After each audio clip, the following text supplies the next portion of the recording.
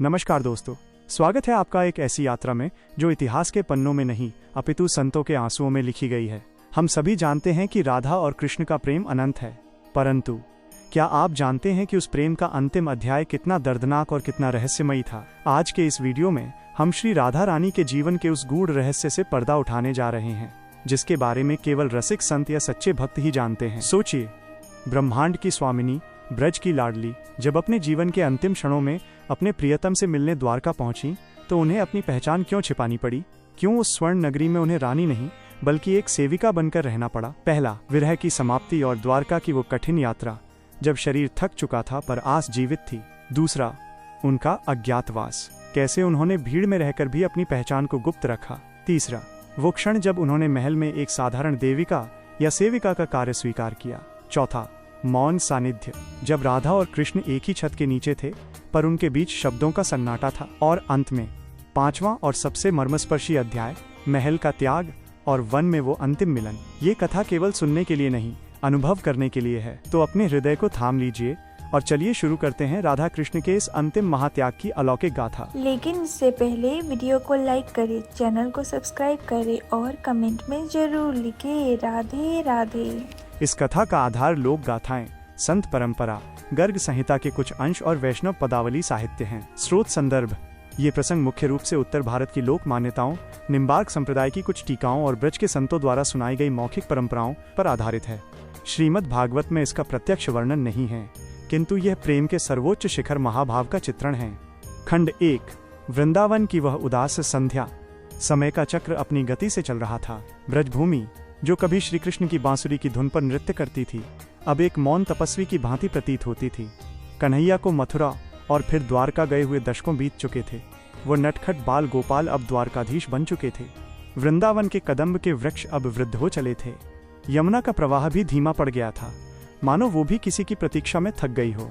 गोकुल की गलियां, जहाँ कभी माखन चोरी का शोर होता था, अब वहाँ केवल यादों की धूल उड़ती थी। इस सूनेपन के केंद्र में थी श्री राधा रानी। राधा अब वो चंचल किशोरी नहीं थी। विरह की अग्नि ने उनके स्वर्ण जैसे शरीर को तपाकर कुंदन बना दिया था। उनकी आंखों में अब आंसू नहीं आते थे, क्योंकि आंसुओं का सागर तो कब का सूख चुका था। शेष थी तो केवल एक अनंत प्रतीक्षा। वे नित्य निधिवन के उसी स्थान पर बैठती थीं, जहां कृष्ण ने अंतिम बार उनसे विदा ली थी। एक संध्या, जब सूर्य यमुना के जल में डूब रहा था और आकाश में लालिमा छाई थी, राधा जी को अपने भीतर एक विचित्र शून्यता का आभास हुआ। उन्हें अनुभव हुआ कि उनके जीवन का प्रयोजन अब पूर्ण होने को है। यह शरीर जो केवल कृष्ण के लिए धारण किया गया था, अब विश्राम मांग रहा था। क्या मैं बिना एक बार उन्हें देखे ही चली जाऊंगी? राधा के मन में ये प्रश्न बिजली की तरह कौन गया। अंतरात्मा से आवाज आई, तारांकन नहीं, प्रेम की पूर्णता दर्शन में है। द्वारकाधीश भले ही राजा हों, पर मेरे लिए तो वे आज भी मेरे श्याम हैं। मुझे जाना होगा। ये निर्णय साधारण नहीं था। एक अबला, विरह में कृशकाय हो चुकी राधा रानी के लिए सैकड़ों योजन दूर समुद्र के बीच बसी द्वारका नगरी की यात्रा करना असंभव प्रतीत होता था, परंतु जहां शरीर हार मान लेता है वहां प्रेम संबल बनता है। खंड 2, ब्रजभूमि से विदाई। रात्रि का दूसरा प्रहर था। पूरा बरसाना और नंदगांव निद्रा में लीन था। राधा जी ने अपने पुराने जीर्ण शीर्ण श्वेत वस्त्रों को ठीक किया। उन्होंने कोई आभूषण नहीं पहना था। उनका सबसे बड़ा आभूषण तो कृष्ण प्रेम था, जो उनके रोम रोम से प्रकाशित हो रहा था। चलने से पूर्व उन्होंने ब्रज की रज मिट्टी को उठाया और अपने माथे पर लगाया। हे ब्रजभूमि, तूने मुझे कृष्ण दिया, तूने मुझे प्रेम दिया। आज तेरी ये बेटी तेरे आंचल से दूर अपने अंतिम गंतव्य की ओर जा रही है। मुझे क्षमा करना माँ, मैं तुम्हें छोड़कर जा रही हूँ, पर मेरा हृदय सदैव यहीं इसी कदम की छांव में रहेगा। राधा जी ने उन लताओं को स्पर्श किया जिन्हें कभी कृष्ण ने अपने हाथों से सींचा था। उन्होंने यमुना जी को प्रणाम किया। वायु शांत थी, जैसे प्रकृति भी इस महाप्रस्थान को नमन कर रही हो। उन्होंने किसी सखी को नहीं जगाया, किसी को साथ नहीं लिया। ये यात्रा एकाकी थी। प्रेम की यात्रा सदैव अकेले ही करनी पड़ती है। ललिता, विशाखा और अन्य सखियां अब अपनी अपनी गृहस्थी या भक्ति में लीन थीं, और राधा नहीं चाहती थी कि उनका मोह उन्हें रोके। द्वारका की दिशा पश्चिम में थी। ध्रुव तारे को प्रणाम कर राधा जी ने नंगे पैर ही उस कठिन पथ पर पहला कदम बढ़ाया। खंड 3, कंटक कीर्ण पथ, कठिन यात्रा। ब्रज से द्वारका की दूरी बहुत अधिक थी। मार्ग में घने जंगल, तपते रेगिस्तान और पथरीले रास्ते थे। राधा जी, जिनका शरीर विरह से पहले ही दुर्बल था, उनके लिए हर कदम एक युग के समान था। वनों का सन्नाटा, प्रारंभिक दिनों में वे घने जंगलों से गुजरी। जंगली जानवरों की दहाड़ें गूंजती थीं। परंतु राधा को भय नहीं था। जिसे स्वयं कालों के काल महाकाल कृष्ण से प्रेम हो, उसे मृत्यु का क्या भय। कहते हैं कि जब शेर या व्याघ्र उनके समीप आते तो राधा के शरीर से निकलती दिव्य गंध और उनकी आंखों की करुणा देखकर वे हिंसक पशु भी शांत हो जाते और मार्ग छोड़ देते। प्रकृति जानती थी कि ये कोई साधारण स्त्री नहीं, साक्षात प्रकृति स्वरूपा जा रही हैं। द्वारका की सीमा पर महीनों की कठिन यात्रा के बाद एक दिन क्षितिज पर समुद्र की गर्जना सुनाई दी। ठंडी हवा के झोंकों ने राधा के थके हुए शरीर को स्पर्श किया। सामने अनंत सागर ठाठे मार रहा था और उस सागर के बीचों बीच स्वर्ण की लंका जैसी चमकती हुई नगरी दिखाई दे रही थी, द्वारकापुरी। वह नगरी अद्भुत थी। विश्वकर्मा द्वारा रचित वास्तुकला, गगनचुंबी महल, स्वर्ण कलश और मणियों से जड़े द्वार, ये ब्रज की फूस की झोपड़ियों और मिट्टी के घरों से बिल्कुल विपरीत थी। राधा जी ठिठक गईं। क्या यही मेरे कन्हैया का घर है? इतना ऐश्वर्य, इतना वैभव। एक पल के लिए संकोच हुआ। क्या यह स्वर्ण नगरी उस वनमाली को बदल चुकी होगी? क्या मखमली गद्दों पर सोने वाला राजा अब वृंदावन की उस ग्वारिन को पहचान पाएगा जो धूल से सनी है? फिर उन्होंने अपने हृदय पर हाथ रखा। धड़कने राधे श्याम नहीं, केवल श्याम श्याम गा रही थी। उन्होंने सोचा, तारांकन, मेरा प्रेम कोई व्यापार नहीं है जो प्राप्ति की अपेक्षा रखे। मैं केवल यह देखने आई हूँ कि वो सुखी है या नहीं। खंड 5, नगर में प्रवेश। राधा जी ने नगर में प्रवेश किया। द्वारका के लोग अत्यंत सुखी और समृद्ध थे। स्त्रियां रेशमी वस्त्र और स्वर्ण आभूषण पहने थीं। द्वारपालों ने उन्हें रोका। हे देवी, आप कौन हैं और कहाँ जाना चाहती हैं? यह राजाधिराज श्री कृष्ण का नगर है। यहाँ बिना अनुमति प्रवेश वर्जित है। राधा ने अपनी आंखें उठाईं। उनकी आंखों में युगों की थकान और ब्रह्मांड जैसा गहरा प्रेम था। उन आंखों को देखकर द्वारपाल भी सम्मोहित हो गए। राधा ने अत्यंत धीमे स्वर में कहा, तारांकन, मैं कोई नहीं हूँ, बस अपने एक पुराने परिचित के दर्शन की अभिलाषा लेकर बहुत दूर से आई हूँ। मुझे उनसे कुछ मांगना नहीं है, बस एक बार दूर से ही देख लेने दो। द्वारपालों को लगा कि यह कोई साधारण स्त्री नहीं बल्कि कोई सिद्ध योगिनी है। उन्होंने मार्ग छोड़ दिया। राधा जी राजपथ पर चलने लगीं। नगर की सुंदरता अवर्णनीय थी, पर राधा की आंखें केवल उस नीलमणि को खोज रही थीं। खंड 6, प्रथम दर्शन और अंत द्वंद्व। अंततः वे राजमहल के प्रांगण तक पहुंची। वहां एक ऊंचे झरोखे से उन्होंने एक दृश्य देखा जिसने उनके हृदय को आंदोलित कर दिया। सामने राजदरबार लगा था। रत्न जड़ित सिंहासन पर श्री कृष्ण विराजमान थे, परंतु ये वो कृष्ण नहीं थे जिन्हें राधा जानती थी। उनके सिर पर मोरपंख नहीं, स्वर्ण मुकुट था। हाथों में बांसुरी नहीं, राजदंड था। गले में वैजयंती माला की जगह मोतियों के हार थे। उनके आसपास गोप ग्वाल नहीं, मंत्री और सेनापति खड़े थे। पटरानियां, रुक्मिणी, सत्यभामा आदि उनकी सेवा में लीन थीं। राधा जी खंभे की ओट में छिप गईं। उनकी आंखों से अविरल अश्रुधारा बहने लगी। ये आंसू दुख के नहीं थे, ये संतोष के आंसू थे। मेरा कान्हा राजा बन गया है। वो कितना सुंदर लग रहा है, उसे ये वैभव मुबारक हो। लेकिन उसी क्षण सिंहासन पर बैठे कृष्ण बेचैन हो उठे। उन्होंने अचानक अपना हाथ हृदय पर रखा। अंतर्यामी को ज्ञात हो गया था कि उनके हृदय की स्वामिनी आ चुकी हैं। कृष्ण की दृष्टि व्याकुल होकर इधर उधर भटकने लगी। सभासद चकित थे कि महाराज को क्या हुआ। राधा ने कृष्ण की व्याकुलता भांप ली। वे समझ गईं कि यदि वे सामने गईं तो कृष्ण अपनी मर्यादा भूल जाएंगे। राजा कृष्ण राधा के चरणों में गिर पड़ेंगे और ये राजधर्म के विरुद्ध होगा। राधा नहीं चाहती थी कि उनकी उपस्थिति से कृष्ण के यश या उनके परिवार को कोई कष्ट हो। उन्होंने निर्णय लिया, तारांकन, मैं सामने नहीं आऊंगी, मैं अज्ञात रहूंगी। उधर महल में कृष्ण बेचैन हो उठे। उन्हें ब्रज की गंध आई। उन्होंने उद्धव से पूछा, तारांकन उद्धव, क्या वायु की दिशा बदली है? आज पवन में यमुना की नमी क्यों है? राधा जी ने सुन लिया था कि उनका प्रभाव क्या है, फिर भी वे मौन रहीं। खंड 5, महल में प्रवेश की युक्ति, सेविका भाव। अब प्रश्न था कि महल के भीतर कैसे जाएं। वे कृष्ण के समीप रहना चाहती थीं, पर अतिथि बनकर नहीं। वे महल के पिछले द्वार पर गईं, जहां सेविकाओं और दासियों का आना जाना था। वहां एक मुख्य दासी खड़ी थी जो अन्य कर्मचारियों को निर्देश दे रही थी। राधा जी ने विनीत भाव से सिर झुकाकर कहा, माता, मैं एक निराश्रित वनवासिनी हूँ। क्या मुझे इस महल में आश्रय और सेवा का अवसर मिल सकता है? मुख्य दासी ने राधा की ओर देखा। धूल और फटे वस्त्रों के बावजूद राधा के मुख पर एक ऐसा सौम्य तेज था जिसे छिपाया नहीं जा सकता था। दासी को लगा जैसे साक्षात कोई देवी भिक्षुक के वेश में खड़ी हो। दासी का हृदय पसीज गया। उसने पूछा, तारांकन पुत्री, तुम कहाँ से आई हो? तुम्हारा नाम क्या है? तुम तो किसी राजकुल की लगती हो। राधा ने सत्य और असत्य के बीच का मार्ग चुना। मेरा कोई कुल नहीं है माता, मैं ब्रज की ओर से आई हूँ। नाम तो मेरा कुछ भी नहीं। आप मुझे अपनी दासी समझ लें। मुझे बस इतना कार्य दे दो कि मैं अंतपुर के बगीचे की देखभाल कर सकूं। मुझे फूलों से बात करना आता है। ब्रज का नाम सुनते ही दासी ने सम्मान से देखा, क्योंकि द्वारका में ब्रज का बहुत मान था। उसने कहा, तुम रनिवास, रानियों के कक्ष के उद्यानों की देखरेख करना, और हाँ, यहाँ का नियम कठोर है, महाराज के सामने कभी मत जाना। राधा जी ने मन ही मन मुस्कुराते हुए सोचा, जिस महाराज को मैंने उंगली पकड़कर चलना सिखाया, आज उसके सामने जाने की मनाही है। उन्होंने सिर झुकाकर कहा, जो आज्ञा। खंड 6। अज्ञातवास का जीवन, छाया बनकर रहना। उस दिन से राधा जी द्वारकाधीश के महल की एक साधारण सेविका बन गईं। उन्हें रनिवास के एक छोटे से कक्ष में स्थान मिला। दिनचर्या, वे ब्रह्म मुहूर्त सूर्योदय से पूर्व में जागती। स्नान कर वे सीधे उपवन बगीचे में जाती। वहां के हर फूल हर लता को वे ऐसे स्पर्श करती जैसे वे उनकी सखियां हों। उनके स्पर्श से सूखे पौधे भी खिल उठते थे। द्वारका के माली चकित थे कि अचानक उपवन इतना दिव्य कैसे हो गया। वे जानती थीं कि कृष्ण को कौन से फूल प्रिय हैं। वे जानती थीं कि कृष्ण को वैजयंती की माला में तुलसी दल कहाँ पसंद है। वे प्रतिदिन छिपकर अपने हाथों से एक विशेष माला गूंथतीं और उसे मुख्य सेविका को दे देतीं। माता, ये माला प्रभु के लिए है। वह क्षण जब माला कृष्ण तक पहुंचती, जब वह माला कृष्ण के गले में डाली जाती तो कृष्ण के नेत्र बंद हो जाते। सभा के बीच में बैठे कृष्ण उस माला की सुगंध से विह्वल हो उठते। वह सुगंध द्वारका के फूलों की नहीं, राधा के प्रेम की थी।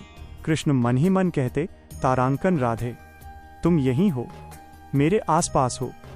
मैं जानता हूँ, पर तुम सामने नहीं आ रही तो मैं भी तुम्हारे इस व्रत को नहीं तोड़ूंगा। ये एक मूक संवाद था। राधा छिपकर उन्हें देखती और कृष्ण उस माला को स्पर्श करके उन्हें अनुभव करते। खंड 7। रानियों के बीच राधा। कभी कभी राधा जी को अंतपुर में जाना पड़ता था। वहां वे रुक्मिणी, सत्यभामा और जाम्बवती को देखती। साधारण मानवीय स्वभाव होता तो ईर्ष्या होती, परंतु राधा महाभाव हैं। जब वे रुक्मिणी जी को कृष्ण की सेवा करते देखती तो उनका हृदय आशीर्वाद से भर जाता। हे रुक्मिणी, तुम धन्य हो। तुमने मेरे श्याम को बहुत सुख दिया है। मेरी तपस्या सफल हुई कि उसे इतना प्रेम करने वाली पत्नियां मिली। कभी कभी रानियां आपस में चर्चा करती। पता नहीं क्यों इन दिनों स्वामी बहुत उदास रहते हैं। वे अक्सर शून्य में ताकते रहते हैं और राधे शब्द बुदबुदाते हैं। ये सुनकर राधा, जो कोने में खड़ी फर्श साफ कर रही होती या फूल सजा रही होती, उनके हाथ रुक जाते। उनकी आंखों से टप टप आंसू गिरते और फर्श गीला हो जाता। वे तुरंत पहुंच देती ताकि कोई देख न ले। एक बार सत्यभामा ने राधा सेविका रूप में को देखा और कहा, तारांकन, अरी तू नई है क्या? तेरा मुख कितना सुंदर है। तू यहाँ झाड़ू क्यों लगा रही है? राधा ने केवल सिर झुका लिया और मौन रही। राधा जी को महल के बगीचों की देखभाल का कार्य मिला था। वे जानती थीं कि श्री कृष्ण प्रतिदिन प्रातः भ्रमण के लिए इसी मार्ग से गुजरते हैं। वो प्रथम प्रातः जब पहली बार श्री कृष्ण उस मार्ग से गुजरे तो राधा एक चमेली की लता के पीछे खड़ी थीं। उनके हाथ कांप रहे थे। कृष्ण धीरे धीरे चल रहे थे। उनके चरणों की आहट धप धप तारांकन राधा के हृदय की धड़कन से मिल रही थी। जैसे ही कृष्ण समीप आए, राधा ने अपनी सांसें रोक ली। कृष्ण अचानक रुके, ठीक उस लता के पास। वातावरण स्तब्ध हो गया। कृष्ण ने मुड़कर उस लता की ओर देखा। राधा को लगा कि अब भेद खुल जाएगा। वे भयभीत हो गईं कि कहीं कृष्ण उनके चरणों में न गिर पड़े, किंतु कृष्ण ने कुछ नहीं कहा। उन्होंने केवल एक गहरी सांस ली, मानो उस हवा में घुली राधा की गंध को अपने भीतर उतार रहे हों। उनकी आंखों में एक क्षण के लिए अपार वेदना उभरी और फिर वे आगे बढ़ गए। राधा समझ गईं, तारांकन, वे जान गए हैं और उन्होंने मेरी मौन रहने की इच्छा का मान रख लिया। राधा जी ने स्वयं को कृष्ण की छाया बना लिया था। वे कभी सीधे उनके सामने नहीं आती थीं, पर उनका हर कार्य कृष्ण के लिए ही होता था। शयन कक्ष की सेवा। जब कृष्ण दरबार में होते तो मुख्य सेविका की आज्ञा से राधा जी कभी कभी उनके शयन कक्ष की सफाई करने जाती थीं। वहां पहुंचकर वे उस शैया बिस्तर को स्पर्श करती जहां कृष्ण सोते थे। वे उस मोर पंख को घंटों निहारती जो कृष्ण ने उतार कर रखा होता था। वे फर्श को इतने प्रेम से साफ करती मानो वे कृष्ण के चरणों को पखार रही हों। वे मन ही मन कहती, तारांकन, हे प्रभु, मेरे आंसुओं से धुला ये फर्श आपको शीतलता प्रदान करे। एक दिन सफाई करते समय उन्हें कृष्ण का एक पुराना उत्तरीय दुपट्टा मिला। राधा ने उसे अपने सीने से लगा लिया। उसमें वही माखन चोर वाली गंध थी। वे सुध बुध खो बैठी। तभी बाहर से किसी के आने की आहट हुई। राधा ने तुरंत उत्तरीय रखा और पुनः सेविका की भांति कार्य में लग गईं। अंतर्यामी की पीड़ा, कृष्ण का पक्ष। केवल राधा ही तप नहीं रही थी। उस स्वर्ण सिंहासन पर बैठे द्वारकाधीश की पीड़ा राधा से कम नहीं थी। श्री कृष्ण सब जानते थे। वे जानते थे कि जो स्त्री अभी अभी खंभे के पीछे से गुजरी है वो वही है जिसके लिए उन्होंने गोवर्धन उठाया था। वे जानते थे कि जिस जल पात्र से वे जल पी रहे हैं उसे राधा ने अपने हाथों से भरकर रखा है। सभा का एक प्रसंग। एक दिन सभा चल रही थी। कृष्ण गंभीर मुद्रा में थे। अचानक उन्हें प्यास लगी। एक दासी जल लेकर आई। वह दासी राधा नहीं थी, परंतु जल राधा ने भरा था। जैसे ही कृष्ण ने जल का घूंट भरा, उनके नेत्र सजल हो गए। उस जल में यमुना का स्वाद था। पास बैठे उद्धव ने पूछा, तारांकन, क्या हुआ केशव? जल ठीक नहीं है? कृष्ण ने अत्यंत धीमे स्वर में कहा, नहीं उद्धव, जल तो वही है, पर आज इसमें तृप्ति बहुत गहरी है।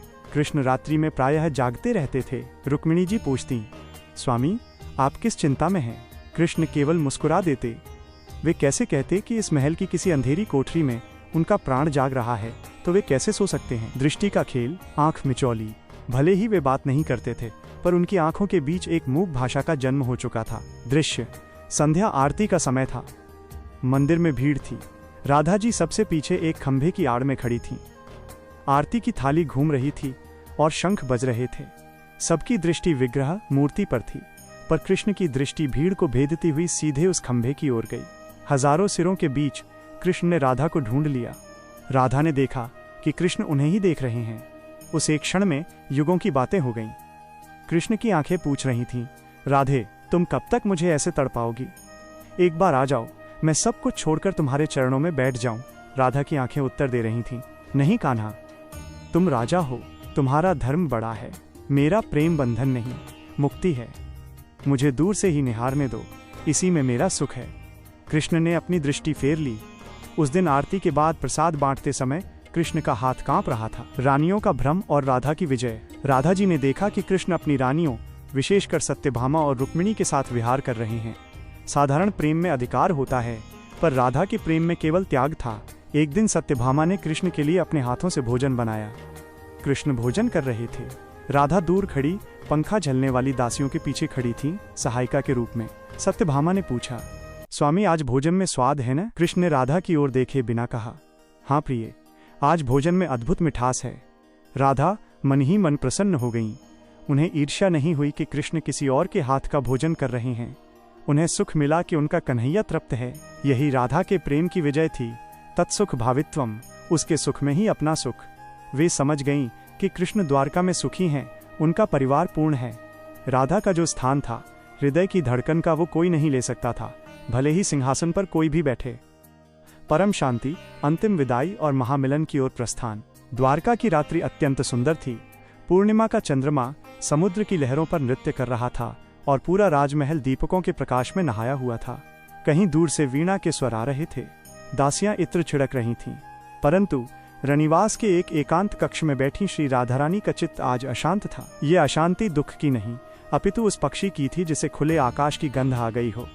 उन्हें अनुभव हुआ कि ये संगमरमर के फर्श, ये मखमली शैया और ये स्वर्ण जड़ित दीवारें उनके कोमल प्रेम को चोट पहुंचा रही हैं। राधा जी ने अपने हाथों को देखा। वे अत्यंत कृशकाय, कमजोर हो चुकी थीं। मन में एक ध्वनि गूंजी, तारांकन राधे, ये राजसी कोलाहल तुम्हारे लिए नहीं है। तुम ब्रज की लता पताओं में पली बढ़ी हो। तुम्हारा प्रेम प्रकृति है और ये महल कृत्रिम है। यहाँ कन्हैया राजा है और राजा के पास रोने की स्वतंत्रता नहीं होती। यदि तुमने यहाँ देह त्यागी तो द्वारकाधीश की कीर्ति पर आंसुओं का दाग लग जाएगा। उन्हें आभास हो गया कि लीला संवरण, जीवन लीला समाप्त करने का समय आ गया है। मुझे जाना होगा। इससे पहले कि भोर का सूर्य निकले मुझे अपनी जड़ों की ओर, मिट्टी की ओर लौटना होगा। खंड 2, अंतिम परिक्रमा, महल से विदाई। राधा जी उठी। उन्होंने अपने जीर्ण शीर्ण श्वेत वस्त्रों को संभाला। महल में ये उनकी अंतिम रात्रि थी। वे धीरे धीरे निशब्द चरणों से बाहर निकली। वे उस कक्ष के बाहर गईं जहां श्री कृष्ण शयन कर रहे थे। द्वार बंद था। पहरेदार ऊँघ रहे थे, या शायद योगमाया ने उन्हें सुला दिया था। राधा जी ने उस बंद द्वार को स्पर्श किया। उनकी उंगलियां कांप रही थीं। यह स्पर्श किसी प्रेमिका का नहीं, अपितु एक भक्त का अपने आराध्य के प्रति अंतिम नमन था। हे द्वारकाधीश, हे जगत के स्वामी और हे मेरे नटखट कान्हा, मैं जा रही हूँ। मैंने वचन दिया था कि मैं कभी तुम्हारे सुख में बाधा नहीं बनूंगी। आज मैं वही वचन निभा रही हूँ। तुम सुखी रहना। तुम्हारी द्वारका अमर रहे, पर मुझे क्षमा करना। मेरा प्राण अब इस वैभव में नहीं अटकेगा। मुझे मेरी बांसुरी की धुन बुला रही है। उनकी आंखों से 2 बूंद आंसू टपके और द्वार की देहरी पर गिर पड़े। वे आंसू द्वारका के समस्त खजाने से अधिक मूल्यवान थे। फिर वे महारानी रुक्मिणी के कक्ष की ओर मुड़ी। मन ही मन उन्हें प्रणाम किया।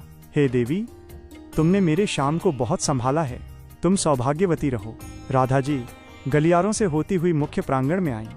द्वारका का वह विशाल स्वर्ण द्वार जो शत्रुओं के लिए अभेद्य था, आज राधा के लिए खुला प्रतीत हुआ। पहरेदार सो रहे थे, वायु भी थम गई थी, मानो कोई नहीं चाहता था कि राधा के कदमों की आहट से कोई जाग जाए।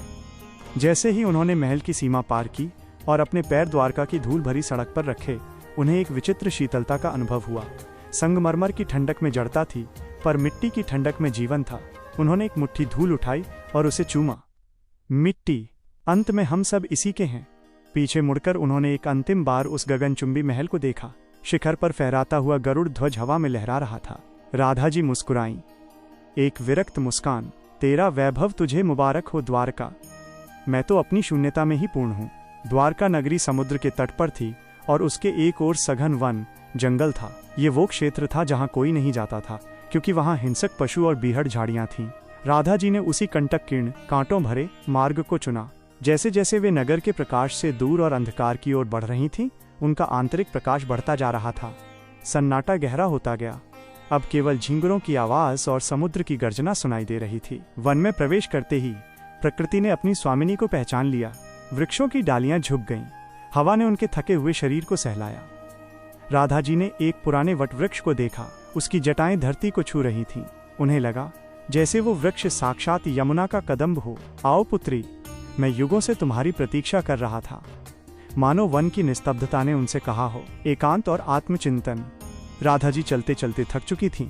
वे नगर से बहुत दूर घने जंगल के मध्य आ गईं। अब वहां कोई मानवीय चिन्ह नहीं था, केवल आकाश, तारे, वृक्ष और वो स्वयं। वे एक वृक्ष की जड़ पर बैठ गईं। शरीर अत्यंत दुर्बल हो चुका था, श्वास उखड़ रही थी, पर चेहरे पर एक दिव्य आभा थी।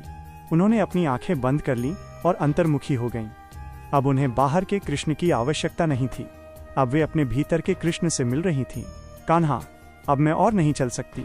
अब तुम ही आओ, न राजा बनकर, न द्वारकाधीश बनकर, बस वही ग्वाला बनकर आओ और अपनी वो बांसुरी सुना दो जिसे सुने युग बीत गए।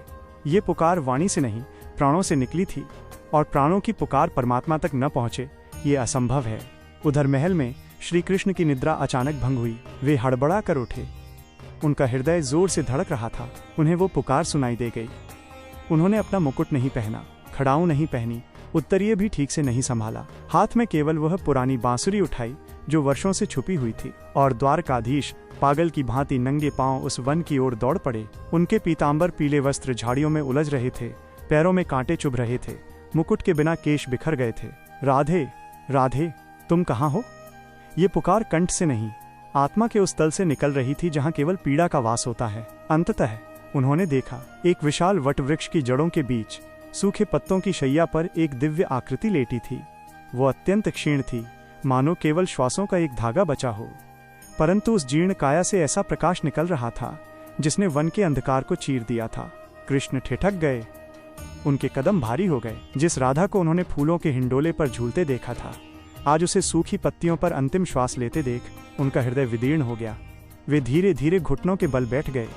उनके हाथ कांपते हुए आगे बढ़े और उन्होंने राधा के ठंडे पड़ चुके चरणों को अपने हाथों में ले लिया। उनका स्पर्श पाते ही राधा जी की बंद पलकें धीरे धीरे खुलीं। उन आंखों में अब कोई शिकायत नहीं थी, कोई उलाहना नहीं था, वहां केवल अनंत शांति थी। राधा के सूखे होठों पर एक मुस्कान तैर गई। अत्यंत क्षीण स्वर में उन्होंने कहा, तारांकन आ गए, मैं जानती थी तुम आओगे। मेरी अंतिम सांस तुम्हारी प्रतीक्षा कर रही थी। कृष्ण कुछ बोल नहीं पाए। उनकी आंखों से अविरल अश्रुधारा बहने लगी और राधा के चरणों को धोने लगी। राधे, मुझे क्षमा कर दो, मैंने तुम्हें बहुत तड़पाया, मैं अपराधी हूं तुम्हारा।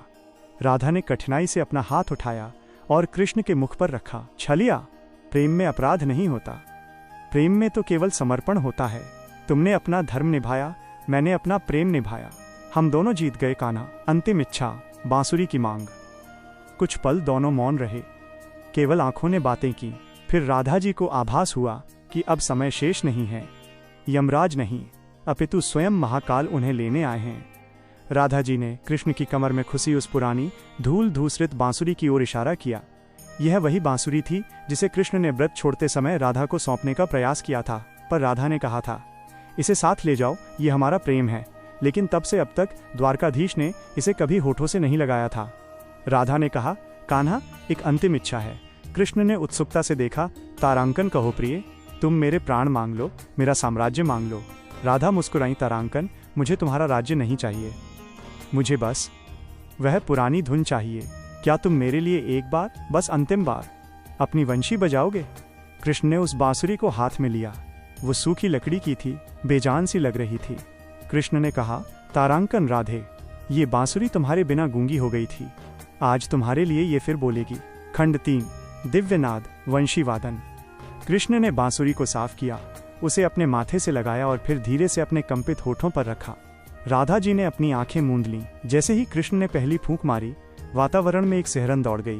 प्रारंभ में स्वर धीमे थे, विषाद, दुख से भरे हुए। उनमें वियोग का दर्द था, लेकिन जैसे जैसे राधा की चेतना उस स्वर में डूबने लगी, संगीत बदलने लगा। कृष्ण अब द्वारकाधीश नहीं थे, वे पुनः वृंदावन के नटवर नागर बन गए थे। बांसुरी से वही राग छेड़ा गया जो कभी यमुना किनारे रास में बजता था। सप्त स्वर, सारे गामा, प्रकृति के पंच तत्वों में घुलने लगे। पृथ्वी, वन के सूखे वृक्षों में नई कोपलें फूटने लगीं। मुरझाए फूल खिल उठे।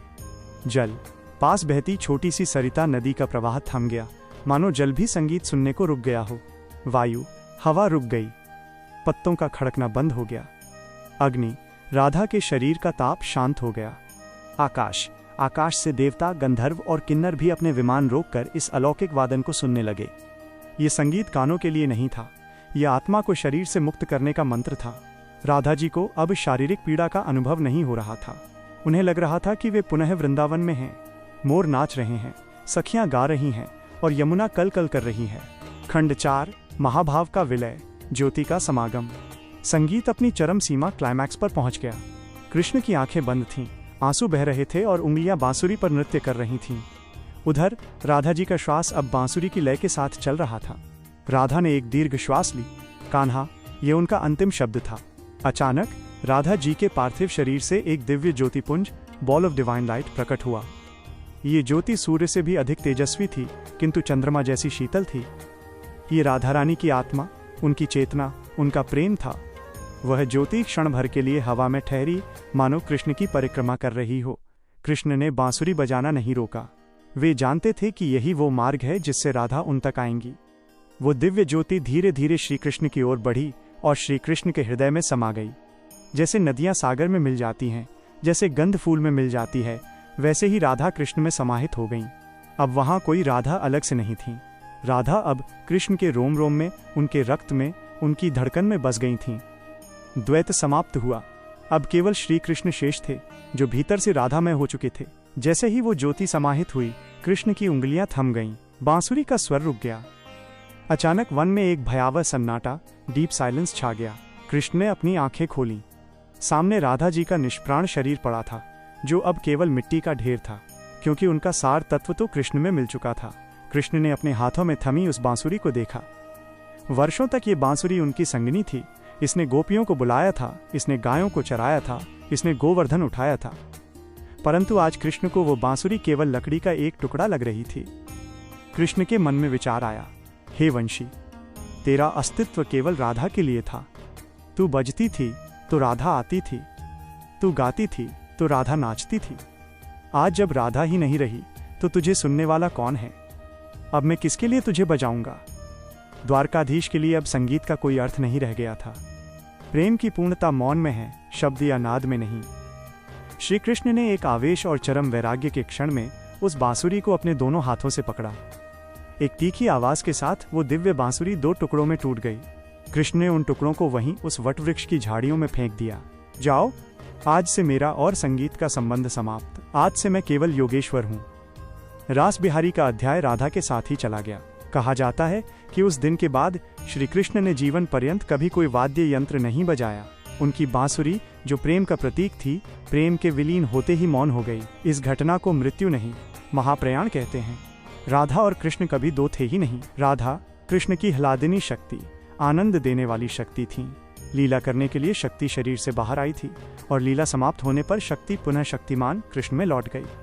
आज भी भक्त मानते हैं कि द्वारका के समुद्र में नहीं अपितु वृंदावन की रज में और निधिवन की झाड़ियों में उस टूटी हुई बांसुरी के स्वर अब भी गूंजते हैं, पर केवल उनके लिए जिनके पास राधा जैसा प्रेम है। यदि आपको ये जानकारी उपयोगी लगी और आप भी गुप्त दान के माध्यम से हमारे इस सेवा कार्य में अपना सहयोग देना चाहते हैं तो कृपया इस QR कोड को स्कैन करें। आपका लघु योगदान भी हमारा उत्साहवर्धन करने में अत्यंत सहायक सिद्ध होगा।